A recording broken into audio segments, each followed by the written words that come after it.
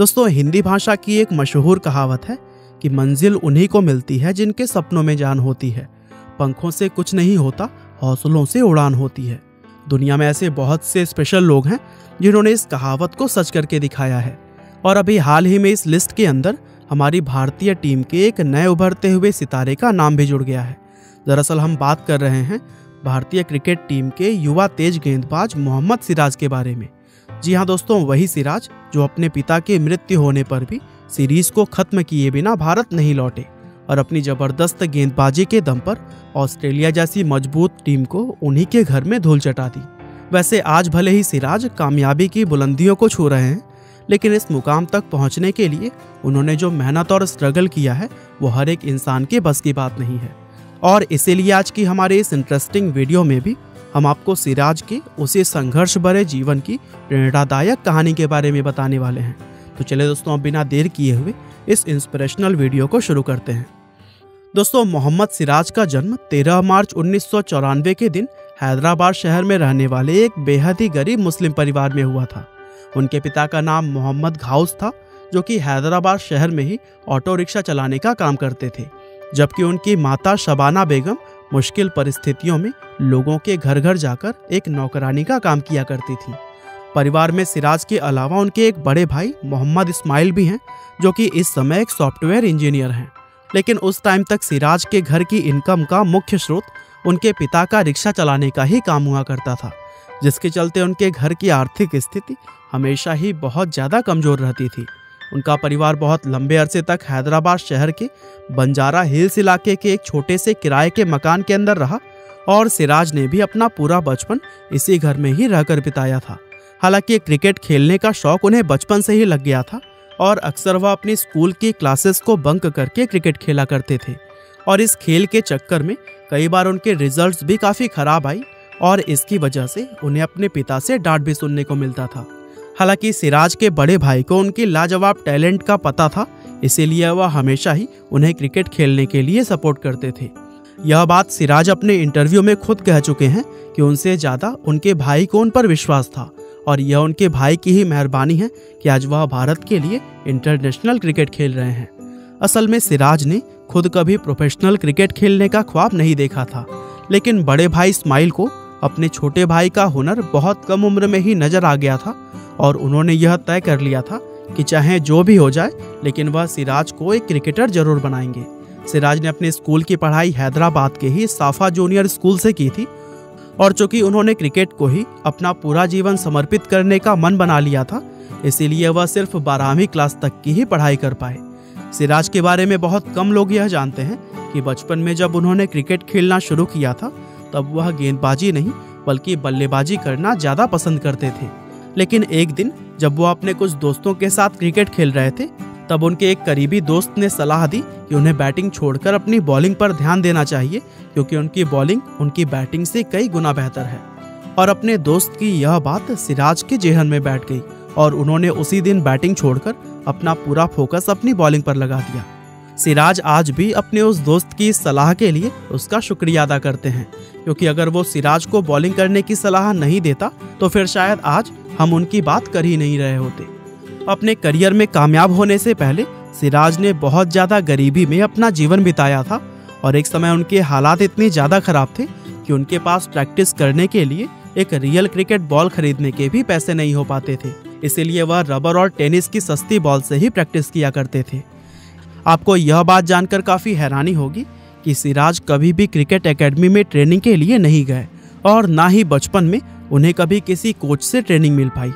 दरअसल उनके पास कभी भी इतने पैसे हो ही नहीं पाए कि वो किसी क्रिकेट एकेडमी को ज्वाइन कर सकें। अब दोस्तों, क्रिकेट एक ऐसा खेल है, इसमें किसी अच्छे कोच से ट्रेनिंग लेना बहुत ही ज़्यादा इम्पोर्टेंट माना जाता है। खास तौर से जब आप क्रिकेट खेलना सीख रहे हो, तब तो कोचिंग लेने का महत्व और भी ज़्यादा बढ़ जाता है। लेकिन सिराज ने यह बात साबित करके दिखाया कि अगर इंसान के अंदर जुनून हो तो फिर वह बिना किसी क्रिकेट एकेडमी या कोच के भी खुद से ही मेहनत करके हाई लेवल क्रिकेट सीख सकता है। दरअसल सिराज अपने परिवार की आर्थिक स्थिति को सुधारने के लिए दिन रात मेहनत किया करते थे और उन्होंने एक इंटरव्यू में भी यह बात कही थी कि उनके पिता उनके परिवार को पालने के लिए पिछले 30 साल से ऑटो चला रहे हैं। इसीलिए वे चाहते हैं कि उन्हें जल्द से जल्द कामयाबी मिल जाए ताकि वह अपने पिता को अब इस उम्र में थोड़ा सा आराम दे सकें। दरअसल सिराज को बस एक मौके की तलाश थी और वो मौका उन्हें 2015 में मिल गया। सिराज के एक फ्रेंड ने उन्हें हैदराबाद के चार मीनार क्रिकेट क्लब को ज्वाइन करने का न्योता दिया और फिर सिराज ने भी इस ऑफर को एक्सेप्ट करके उस क्लब को तुरंत ही ज्वाइन कर लिया। अब इस क्लब के लिए खेलते हुए उन्होंने अपनी परफॉर्मेंस से सभी को बहुत ही ज़्यादा इम्प्रेस किया और इस परफॉर्मेंस की वजह से ही उनका नाम स्टेट अंडर 23 टीम के भी संभावित खिलाड़ियों में आने लगा था। हालांकि आगे कई बार उन्हें मौके मिले और कई बार नहीं भी, लेकिन उन्होंने खुद को बेहतर बनाने में अपना पूरा समय बिताया और फिर आखिरकार उनकी यह मेहनत रंग लाई 15 नवंबर 2015 के दिन, जब उन्होंने हैदराबाद के लिए अपने करियर का पहला रणजी मैच खेला। हालांकि यह पहला मैच उनके लिए कुछ खास नहीं रहा, जिसके चलते उस सीजन में वह रणजी का और कोई भी मैच नहीं खेल पाए।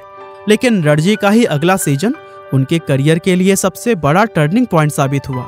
दरअसल साल 2016 के इस रणजी सीजन में उन्होंने कुल 9 मैचेस खेले और इन 9 मैचों में 41 विकेट चटकाकर वह हैदराबाद के लीडिंग विकेट टेकर बन गए और इस जबरदस्त परफॉर्मेंस की वजह से ही आईपीएल के सिलेक्टर्स की नज़र भी उन पर पड़ी। और फिर साल 2017 की आईपीएल में उन्हें सनराइजर्स हैदराबाद टीम के द्वारा 2 करोड़ 60 लाख रुपए की बड़ी रकम में खरीद लिया गया।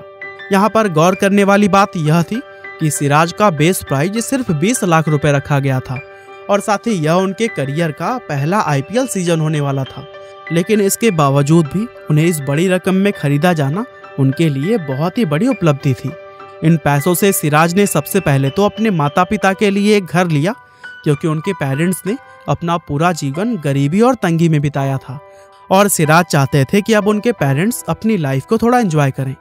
अपने इस पहले आईपीएल सीजन में सिराज ने कुल 6 मैचेस खेले और इन 6 मैचों में 10 विकेट चटकाकर उन्होंने अपनी बॉलिंग से सभी को काफ़ी प्रभावित किया।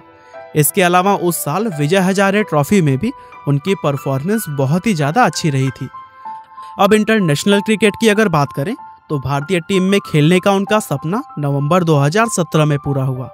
उन्हें न्यूजीलैंड के खिलाफ एक T20 अंतर्राष्ट्रीय मैच में भारतीय टीम में जगह दी गई थी। इसके अलावा उन्होंने अपना पहला एक दिवसीय मैच 15 जनवरी 2019 के दिन ऑस्ट्रेलिया के खिलाफ खेला था।